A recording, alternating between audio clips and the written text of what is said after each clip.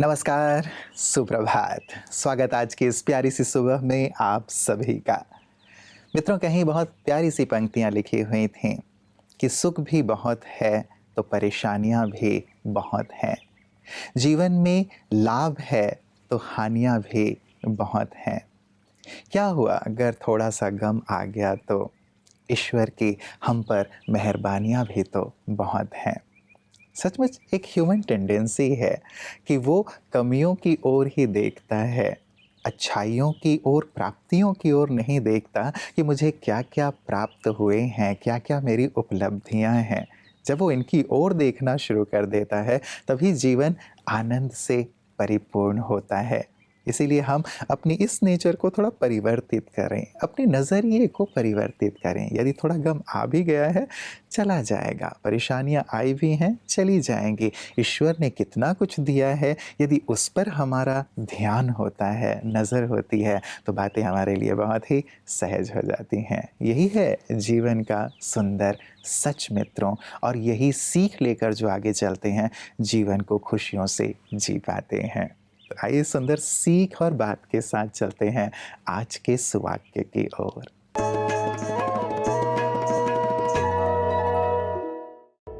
एक बहुत और दो अधिक, यही है सटीक मंत्र। इंसान की जरूरतें अनिवार्य है और अनिवार्य के अतिरिक्त जो भी है वो है अनावश्यक। मनुष्य जीवन भी इसी प्रकार के नियमों में बंधायमान है। जब एक वस्तु से हमारी जरूरत पूर्ण होती है तो क्यों हम बार बार अति की कामना करते हैं? ऐसे में संयम और नियम हमारे जीवन का अभ्यास होना चाहिए। जितना हम ज्यादा मांग करेंगे उतनी कीमत भी हमें अदायगी करनी पड़ेगी। जहां एक से काम चलता है वहां दो भी अनावश्यक के हिसाब में ही जाएगा। कम से कम भी ज्यादा तब महसूस होगा जब हम संतुष्ट हैं और दूसरों को अपने कर्म और व्यवहार से संतुष्ट करने वाले हमेशा भरपूर रहते हैं। मित्रों, किसी महापुरुष ने कहा कि जिंदगी में सब कुछ छोड़ देना, लेकिन उम्मीद का दामन कभी भी न छोड़ना, क्योंकि यदि उम्मीद छोड़ दी तो फिर सब कुछ छूट जाएगा। जीवन में उतार चढ़ाव आएंगे ही आएंगे, परिस्थितियां और बातें आएंगी ही आएंगी, लेकिन ऐसे में भी यदि हम उम्मीद बनाए रखते हैं, अपना प्रयास जारी रखते हैं, तो सफलता निश्चित रूप से प्राप्त होती है। और परिस्थितियाँ वास्तव में हमें शक्तिशाली बनाने के लिए ही आती हैं, बहुत कुछ सिखाने के लिए ही आती हैं। जैसे शारीरिक रूप से यदि कोई बीमारी आ गई और हम हताश हो गए, निराश हो गए कि बस अब तो ये जीवन खत्म हो जाए तो ही अच्छा है, तो आप विचार करें कि आप स्वस्थ हो पाएंगे? कतई नहीं। इसीलिए कैसी भी शारीरिक तकलीफ हो, कैसी भी व्याधि हो या फिर कैसी भी परिस्थिति हो, हमें अपने उम्मीद के दामन को थामे रखना है। यही सुंदर संकल्प अपने जीवन में रखें और इसी संकल्प के साथ आइए चलते हैं अगले सेगमेंट, आपकी सेहत आपके हाथ की ओर। ओम शांति। गर्मी माना बहुत पसीना और बहुत oil secretion, specially oily skin वालों को तो बहुत तंग हो जाते हैं गर्मी में, क्योंकि इसमें एक्ने की प्रॉब्लम्स बढ़ जाती हैं।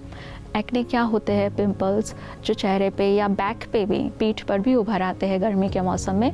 वो होता क्यों है कि हमारे चमड़ी से जो भी टॉक्सिन्स बाहर निकलते हैं हमारे स्किन पोर्स से, वहाँ से ऑयल यानी सीबम निकलने की वजह से, ज़्यादा ऑयल प्रोड्यूस होने की वजह से वहाँ के पोर्स ब्लॉक हो जाएंगे। ब्लॉक होने की वजह से वो गंदगी अंदर ही फंसी रह जाएगी और जो एक्ने का फॉर्म ले लेते हैं।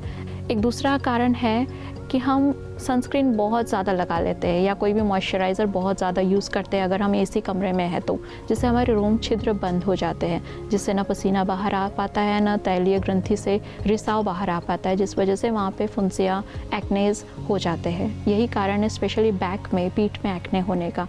ऑयली स्किन वाले ऐसा ना सोचे कि गर्मी में तो पसीना आता ही है चेहरे पे, हम क्यों मॉइस्चराइज़र यूज़ करें, क्योंकि अगर आप मॉइस्चराइज़र यूज़ नहीं करेंगे तो त्वचा अपने आप को मेंटेन करने के लिए और ज़्यादा ऑयल सिक्रेट करेगी, जिससे और ज़्यादा एक्ने के प्रॉब्लम्स, ऑयल की प्रॉब्लम्स, स्टिकी स्किन, चिपचिपी स्किन होने के प्रॉब्लम बढ़ जाते हैं। इसलिए पहले से ही त्वचा को जो ज़रूरी ऑयल है हम ऊपर से दे दें तो अंदर से ज़्यादा ऑयल सिक्रेशन नहीं होगा, एक्ने के प्रॉब्लम्स प्रॉपरली मेंटेन रहेंगे, एक्ने नहीं होंगे।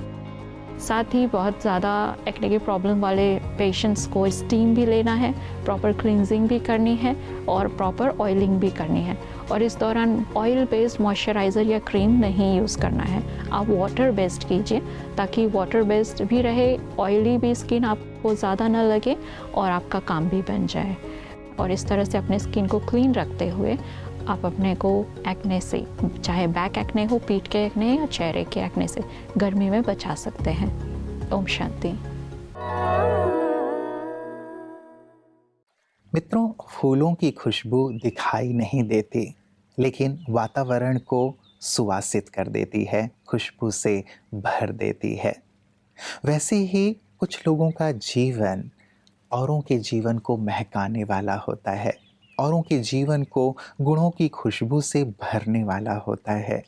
ऐसे लोग भले ही संसार से चले जाते हैं, लेकिन अपनी खुशबू अनेक लोगों के अंतर मन में, हृदय में छोड़ जाते हैं और वो खुशबू दिग दिगंत तक और युगों तक सुवासित करती रहती है लोगों के हृदय को, जीवन को।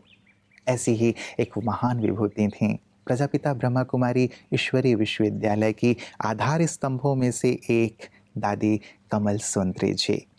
आज उनका स्मृति दिवस है। दादी का जीवन सबके लिए प्रेरणा का स्रोत था। दादी जी ने अपना संपूर्ण जीवन ही मानवता के कल्याण अर्थ और ईश्वर अर्थ समर्पित कर दिया था। कैसे अपने नाम के अनुरूप ही उन्होंने सबके जीवन को महकाया, खुशबू से भरा। आइए देखते हैं उनकी सुंदर यादों को महकती यादों में। ओम शांति। अलौकिक आकाश में दैदीप्यमान सितारे के रूप में थी दादी कमल सुंदरी जी। दादी कमल सुंदरी जी मेरठ में रहकर अपनी सेवाएं प्रदान कर रही थी। आप यज्ञ की नामी ग्रामी संदेशी थी। शुरू में आपके द्वारा सतयुगी दुनिया के कई नए नए राज खुले, इसलिए सभी आपको देवता दादी के नाम से जानते थे। आपकी योगयुक्त स्थिति बहुत ही शक्तिशाली थी। बाबा के साथ बड़ी आप क्लियर लाइन वाली थी। रग रग में यज्ञ के प्रति अथाह प्रेम भरा था। इकोनॉमी का पक्का संस्कार था। अंत तक भी आप कर्मरत रहीं। आप पूर्ण नष्टो मोहा, समय की पाबंद, मर्यादाओं और धारणाओं में बड़ी दृढ़ थी। अंतिम स्थिति तक एकदम उपराम थी। आपने 8 मई 2007 को अपना पुराना शरीर छोड़कर बाप दादा की गोद ली।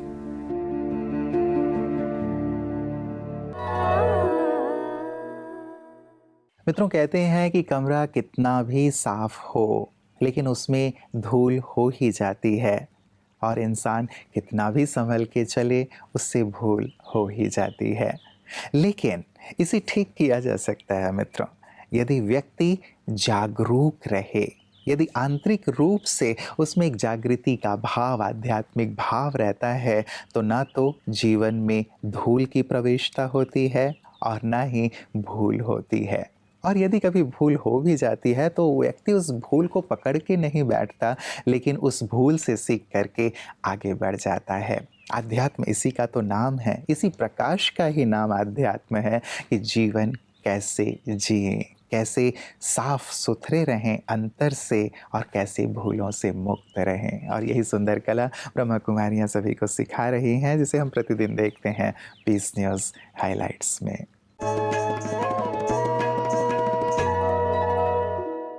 महाराष्ट्र के पुणे में महेश प्रोफेशनल फोरम सिल्वर लिनियर्स ने द्वितीय आशीर्वाद समारोह राठी हॉल में आयोजित किया। कार्यक्रम में ब्रह्मा कुमारी सरिता दीदी को आमंत्रित कर पुष्पगुच्छ से स्वागत किया गया। समारोह में महेश प्रोफेशनल फोरम के अध्यक्ष श्री अशोक नवल, निदेशक श्री श्याम चंदक, सचिव चंद्रकांत मंत्री और अतिरिक्त गवर्नर नील्स धूत मुख्य रूप से उपस्थित थे। कार्यक्रम में 200 से अधिक लोगों ने अपनी उपस्थिति दी। दीप प्रज्वलन से कार्यक्रम की शुरुआत की गई। सभी लोगों को उत्साहित करते हुए के सरिता दीदी ने कहा कि हमें खुद को दूसरों से कंपेयर नहीं करना चाहिए। जो ज्यादा स्ट्रेस में रहते हैं ना, उसका असर होता है उनके ब्रेन पर, उनके हार्ट पर। इसलिए आजकल क्या बढ़ रहे हैं? ब्रेन स्ट्रोक बढ़ रहे हैं, हार्ट अटैक बढ़ रहे हैं। अंत में महेश प्रोफेशनल फोरम की तरफ से वी के सरिता दीदी को उपहार देकर सम्मानित किया गया। तो मित्रों, ये था आज का सुंदर सबरंग, और जाते जाते सबरंग में एक रंग और ऐड किए जा रहा हूँ, जो बहुत ही सुंदर सा भाव, सुंदर सा गुण, सुंदर सी विशेषता हमारे जीवन की है, जो हमें हमेशा ही ऊपर ले चलती है। कहते हैं कि ज़िंदगी में झुकने का अर्थ ये नहीं होता कि आप अपना सम्मान खो रहे हैं, लेकिन झुकना अर्थात हमेशा ही ऊपर उठना है। जब कभी भी आपके गले में माला डाली जाती है या मेडल डाला जाता है, तो आपको झुकना ही पड़ता है। बिना झुके आप उन्हें ग्रहण नहीं कर सकते हैं। तो ये तो प्राप्ति हो गई ना।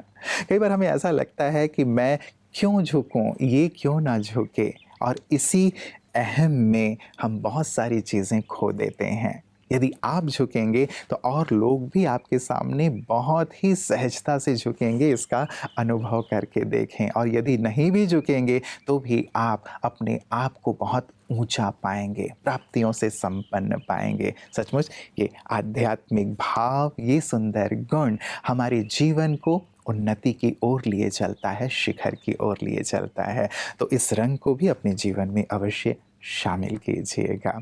कल पुनः बहुत सारी सुंदर बातों के साथ इसी वक्त आप सभी से मुलाकात होगी। तब तक अपना ख्याल रखिएगा। नमस्कार। ओम शांति।